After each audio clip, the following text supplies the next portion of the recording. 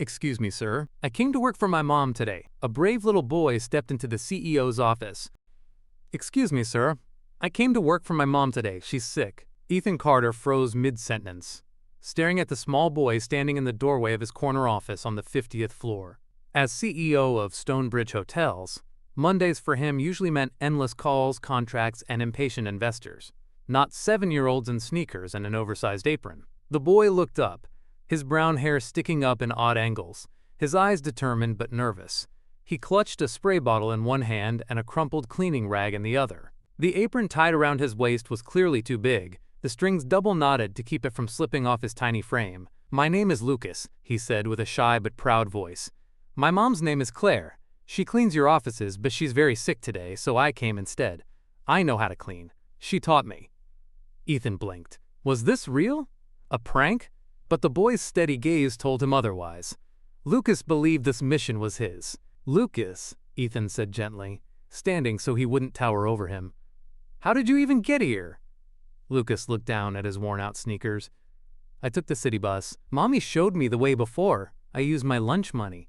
"You took the bus alone?" "Yes. I didn't want Mommy to get in trouble. She said if she misses another day, she could lose her job. So I came to help." Ethan felt something stir in his chest. He'd faced tough boardrooms, ruthless negotiations, but this, a little boy's unwavering determination, left him momentarily speechless. "Are you hungry?" he asked. Lucas hesitated. "Do you have apple juice?" Ethan smiled faintly. "I think I might." He walked to the mini fridge, retrieved a small bottle, and handed it to Lucas. The boy clutched it with both hands and whispered, "Thank you, sir." As Lucas sipped his juice, swinging his legs from the leather chair near the window, Ethan watched him quietly. This boy, so small yet so brave, had walked into his glass and steel empire not for fun or mischief, but out of love, pure, innocent love for his mother. And though Ethan didn't know it yet, this moment would change all of their lives forever. Ethan Carter had built his life around control, controlling markets, contracts, and outcomes. But as he watched the small boy in front of him carefully sip apple juice with both hands, he realized control wasn't what mattered at this moment. "Lucas," Ethan said softly, "how old are you?" "7," Lucas replied, his voice steady but his legs swinging nervously. "Mommy says I'm a big boy now." "And you came here alone because you didn't want her to lose her job?" Lucas nodded solemnly. "Mommy works so hard. She always says if we don't work hard, we don't eat. And if she loses her job, we'll have no money for food or my school shoes." Ethan felt a knot tighten in his chest. He sat back in his chair, momentarily forgetting the meeting he had in 10 minutes. Or maybe it didn't matter anymore. "Where is your mom now?" he asked. "She's at the hospital," Lucas said quietly. "This morning she couldn't stand up. She said her chest hurt and then she fell back on the couch. I called Mrs. Diaz next door. She called the ambulance." "You called the neighbor? By yourself?" "Yes. Mommy showed me what to do if there's ever an emergency, so I did it. But then I remembered, if Mommy misses work again." His small hands gripped the spray bottle tighter. "So I came." Ethan leaned forward, resting his elbows on his knees. He had negotiated billion-dollar deals without flinching, but here was a 7-year-old boy undoing him with every word. The intercom on his desk buzzed. "Mr. Carter, your 10 o'clock call is on the line." He pressed the button. "Cancel it." A pause. "Sir?" "Clear my schedule for the rest of the morning." "Yes, sir." Ethan turned back to Lucas. "Do you know what your mom does here?" Lucas nodded. "She cleans. She told me she even cleaned your office once. That's why it's always so shiny when you walk in. Mommy says even big people need clean desks to do big work." Ethan let out a small laugh. "Your mom's right." Lucas set down his juice bottle and stood. "I should start now. Mommy says desks get dusty fast." Ethan watched, half amused, half overwhelmed, as Lucas reached into his tiny backpack and pulled out a pack of tissues. He unfolded one and began wiping Ethan's desk with slow, careful strokes. It wasn't effective. His tiny hands barely made a mark, but it was sincere. You're very determined, Lucas. Mommy says if you do something, do it right, even if no one sees you. Ethan felt a sharp pang in his chest. Those words, simple, wise, rang louder than any corporate speech he had ever heard. At that moment, Ethan realized something. This boy didn't just walk into his office. He had walked straight into his guarded, lonely heart. And for the first time in years, Ethan wasn't thinking about profit margins or quarterly reports. He was thinking about a little boy, his sick mother, and why he suddenly felt like his carefully built world was shifting under his feet. Claire Bennett lay in the hospital bed, staring blankly at the ceiling as monitors beeped softly beside her. The sterile scent of disinfectant hung heavy in the air. At just 26, Claire had already lived a lifetime of storms. She was once a promising culinary student, her dreams filled with recipes and restaurant openings. People said she had magic in her hands when she cooked. But those dreams vanished the day she saw 2 pink lines on a pregnancy test. The father, charming and smooth-talking, had disappeared the moment she whispered the words, "I'm pregnant." Her family, strict and traditional, responded with anger. "You've ruined your life, Claire," her father had said coldly. Her mother wept but offered no comfort. By the end of that week, Claire found herself standing in the rain outside her childhood home, holding 2 duffel bags and a baby growing inside her. The world didn't welcome her gently. For months she drifted, sleeping on friends' couches, working odd jobs as a waitress, a babysitter, even handing out flyers in the cold. Her body ached through the pregnancy, but each night she whispered to her unborn child, "I'll never leave you, no matter what." Lucas was born on a quiet February night in a small city clinic. There were no flowers, no family waiting outside. Only a kind nurse who placed the crying newborn in her arms and whispered, "He's perfect." That moment became her anchor. Over the next 7 years, Claire rebuilt her life piece by fragile piece. When she finally landed a janitorial job at Stonebridge Hotels, she accepted it with gratitude. The pay wasn't much, but it came with health insurance, a lifeline for a single mother. Each night she scrubbed floors and wiped windows until her fingers cracked. The work was grueling and invisible, but to Claire it meant survival. It meant Lucas could have warm meals and clean sneakers. But lately, her body had been failing her. Long shifts, skipped meals, and winter's chill had left her immune system weak. That morning, as she tried to stand from bed, pain stabbed through her chest. Her vision blurred. The room spun. "Mommy, are you okay?" Lucas's tiny voice called out. She wanted to smile, to reassure him, but her body gave way. "Mrs. Diaz," Lucas's voice was shaking now. "Please help. Mommy's sick." Moments later, Claire was rushed to the hospital, her son's worried face fading from view as paramedics loaded her onto the stretcher. Now lying in the hospital bed, Claire's thoughts weren't on her condition. They were on the rent due next week, the groceries they still needed, and the fear that missing work would cost her everything. She had sacrificed her youth, her dreams, her family ties for Lucas. "I can't lose this," she whispered to herself, tears stinging her eyes. "Please, not like this." What Claire didn't know was that at that very moment, her little boy was standing in the office of Ethan Carter, holding a spray bottle and a courage far too big for his small frame. And with those tiny footsteps, their lives were already beginning to change. Ethan watched as Lucas wiped the edge of his massive oak desk with tiny, careful motions. The boy's concentration was almost comical, his brows furrowed, tongue peeking out slightly as if cleaning the surface were a life-or-death mission. "Lucas," Ethan said gently, "you don't have to do this, you know." The boy shook his head firmly. "Mommy says when you start something you finish it, even if it's hard." Ethan leaned back in his chair, a faint smile tugging at his lips. He couldn't remember the last time someone spoke to him with such certainty. As Lucas reached across the desk, his small arm bumped a glass of water. The cup wobbled dangerously before tipping over with a sharp clink. Water spilled across the polished surface, sliding toward a stack of important contracts. Lucas froze. His eyes went wide as saucers, his hands hovering mid-air. I'm sorry," he gasped. "Please don't fire Mommy. I was trying to help. I didn't mean..." Ethan moved quickly, grabbing a handful of tissues to blot the water.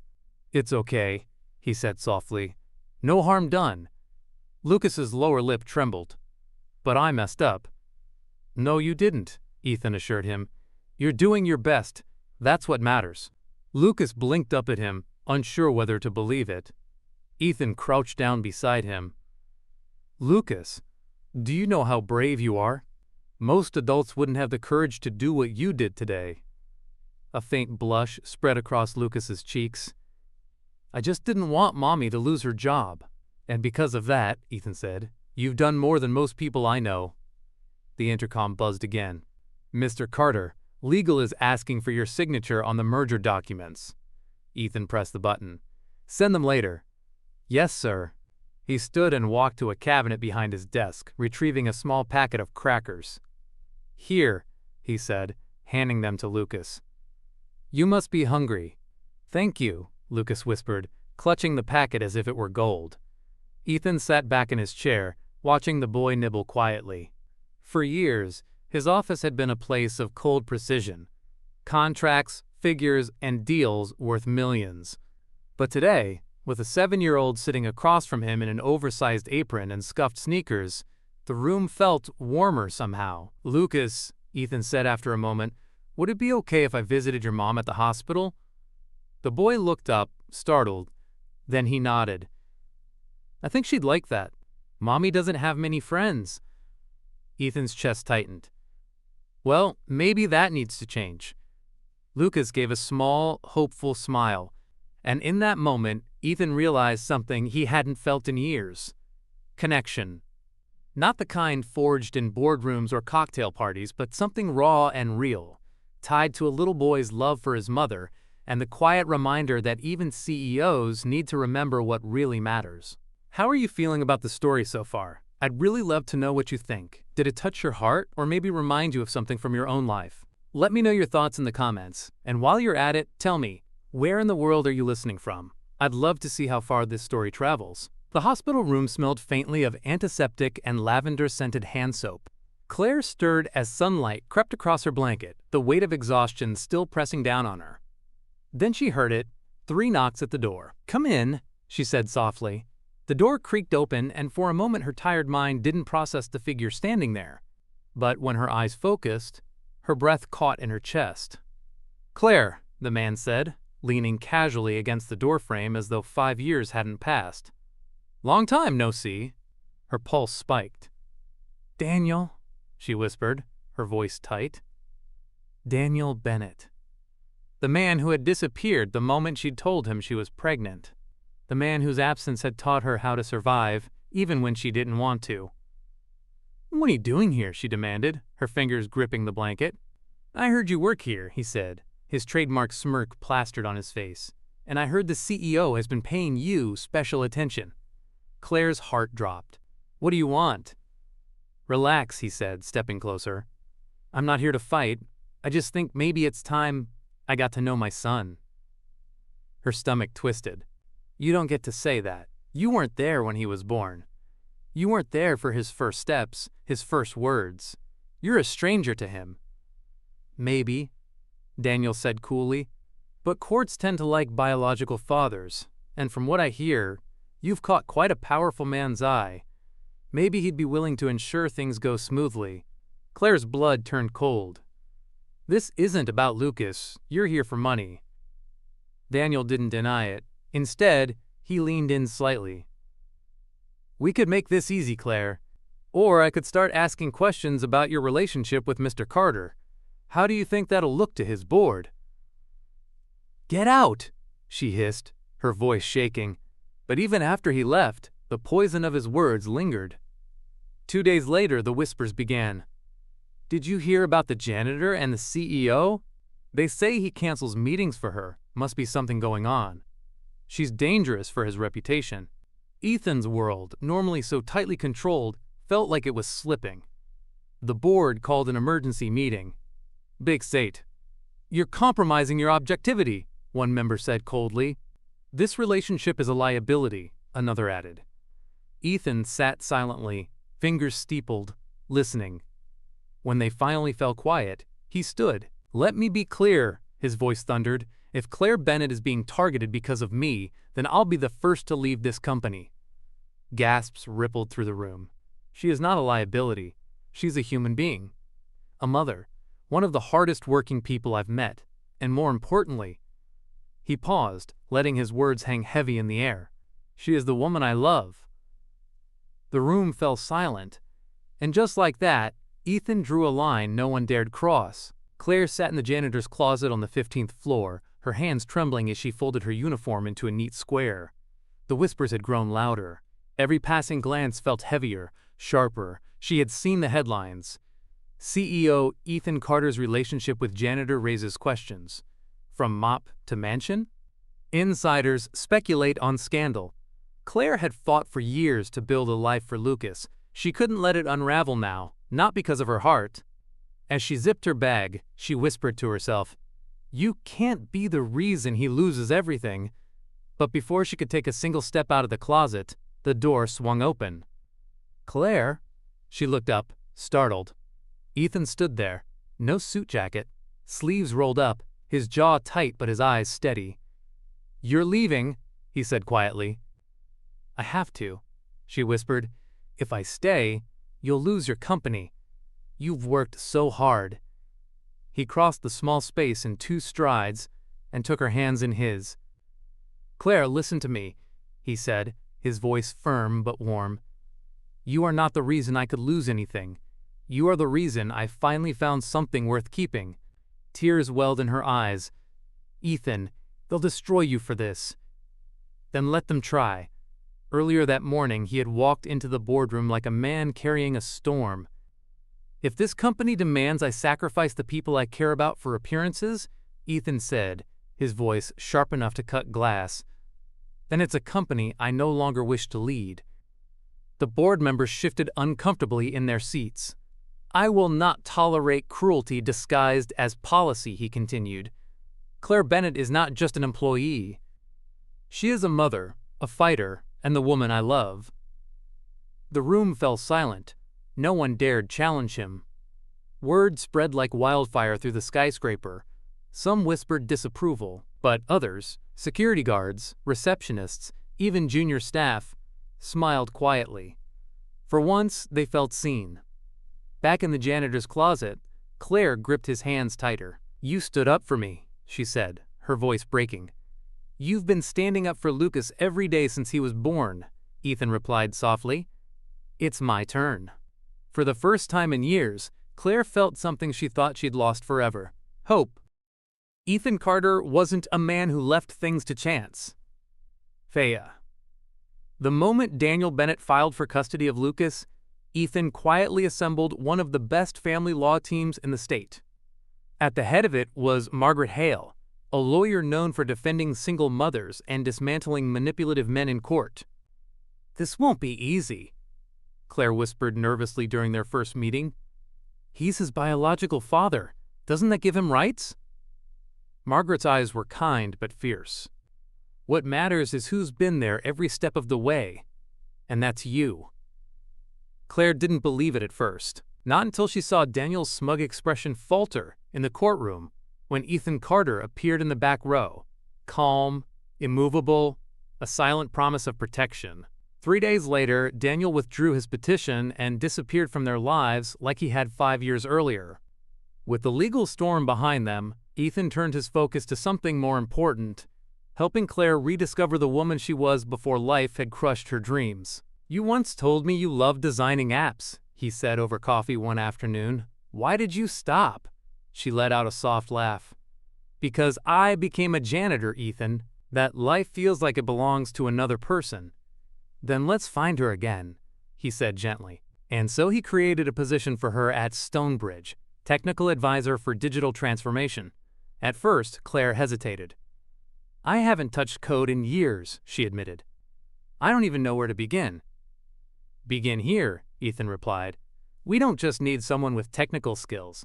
We need someone who understands people, like you do." He gave her access to online courses, a new laptop, and a team who respected her not because of Ethan, but because of how quickly they saw her mind work. Claire surprised even herself. Within months, She led the design of a new, user-friendly system that simplified maintenance requests across the hotel chain. For the first time, employees at every level, from janitors to executives, felt heard. And as Claire thrived in her new role, Lucas blossomed too. Every afternoon after school, he raced through the marble lobby of Stonebridge Towers to find his mom. On weekends, Ethan took them both to the park, teaching Lucas how to fly kites, and letting Claire steal a few hours of peace on a picnic blanket. One evening, as Lucas sketched on a notepad beside Ethan's desk, he looked up and asked, "Do you think Mommy's a superhero?" Ethan smiled softly. "I know she is." Spring had softened the sharp edges of the city. Cherry blossoms fluttered like pink snowflakes as Ethan spread a picnic blanket under a quiet oak tree in Riverside Park. Claire sat nearby, her golden hair loose for once, catching the light as she helped Lucas unpack sandwiches and apple slices. "Mommy, can I go chase butterflies?" Lucas asked, already bouncing on his heels. "Stay where I can see you," she laughed. As Lucas darted off, Claire looked over at Ethan, her eyes warm and curious. "This is nice," she said softly. "Peaceful. I didn't think I'd ever get days like this again." Ethan smiled but said nothing. Instead, he reached into the picnic basket and pulled out a small velvet box. Claire blinked. "Is that?" He didn't kneel. He didn't need to. He simply took her hand, placed the box in her palm, and opened it. Inside was a gold ring, simple, elegant, with a single sapphire that caught the sunlight like a drop of ocean. "I don't need cameras or grand gestures," Ethan said, his voice low and steady. "Just you. Just Lucas. Just this life we've already begun. Will you marry me, Claire?" Her breath caught.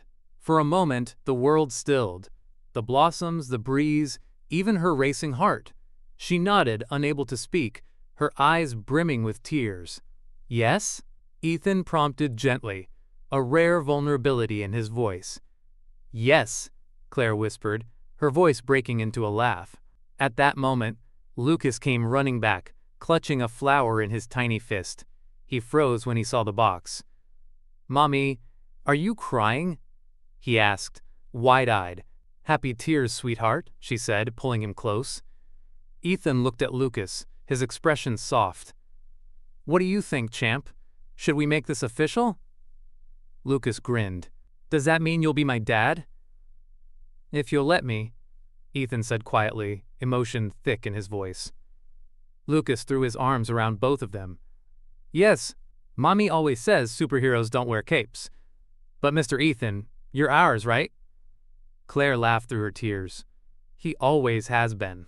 Ethan kissed the top of her head and whispered, "I love you both more than anything I've built or owned or dreamed of."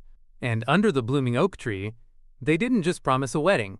Squatters, they promised a family. 1 year later, Claire stood on stage in a crisp navy blouse and tailored slacks, her golden hair pulled neatly back. Behind her, a massive screen displayed the new Stonebridge Systems app, a project she had led from concept to launch. As applause echoed through the auditorium, Claire's hands trembled, not from fear, but from pride. From janitor to visionary, the headlines would read the next day. A system built by empathy, for everyone. But Claire barely skimmed the articles. The only reaction she cared about was waiting backstage. "You were amazing," Ethan said, pulling her gently into his arms. "No," Claire whispered with a smile. "We were." Before she could say more, a small blur of energy crashed into her legs. "Mommy, you didn't even stutter once!" Lucas squealed, beaming up at her. "You watched the whole thing?" she asked, lifting him. "Every second! And I didn't even fall asleep," he declared proudly. They all laughed, their voices blending like music. In the weeks that followed, job offers poured in for Claire, from tech giants and startups alike. But she stayed at Stonebridge, not for comfort, but for purpose. And for family. Saturday mornings became their favorite ritual. They would stroll through the park, Lucas darting ahead to chase butterflies while Ethan and Claire walked hand in hand. One such morning, Ethan watched Claire and Lucas laughing together and felt a quiet peace settle over him. A little boy in an oversized apron had once walked into his office and changed everything. They didn't need rescuing. Ethan reflected later, standing on the balcony of their apartment as Claire helped Lucas with a puzzle inside. I did. In choosing love over power, presence over pride, Ethan had finally found what he'd been searching for all along. As the spring sun dipped low, Claire and Lucas joined him on the balcony. Lucas wrapped his small arms around them both and sighed happily. This feels like home now, he whispered. It is, Claire said softly. And in that golden moment, they weren't CEO and janitor, or man and woman burdened by the past. They were simply a family. If this story moved you, reminded you that healing is real, or renewed your belief in second chances, we invite you to subscribe to Healing Stories. Here, we share real-life journeys of strength, love, and hope. Stories that speak straight to the soul. Thank you for being here. And always remember, no matter how far you fall, there's always a way back to the light. Where are you watching from? Drop a comment below and let us know.